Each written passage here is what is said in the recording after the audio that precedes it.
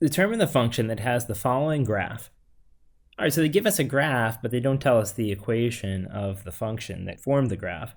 It's clear, though, that it's a parabola, right? It looks like a parabola. I know it's a hand drawing, so it's not super perfect, but it seems to be a parabola. And then from there, we also have, it looks like the vertex of the parabola, the minimum point of the parabola, so that's very helpful. And we also have an additional point provided. So if you look at the structure here of this quadratic function, if we know the vertex, we have a great deal of that already, right? So we can certainly say that it'll be f of x is equal to a times x minus the h coordinate. Now the h coordinate of the vertex is just the x coordinate of the vertex, and that's 1 here, right?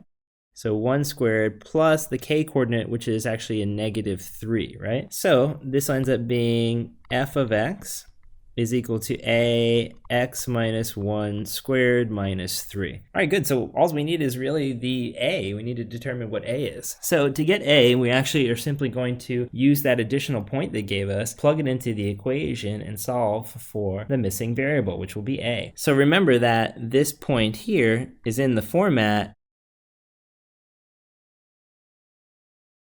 So that means that our f of x value would be negative 9/4. So minus 9/4. Then we'd have a, the x value there would be 2, minus 1 squared minus 3. So we can solve this simple equation now. So it would be minus 9/4 is equal to a. Now 2 minus 1, you know, is just 1, and 1 squared is just 1, so it's just going to be 1 there, minus 3.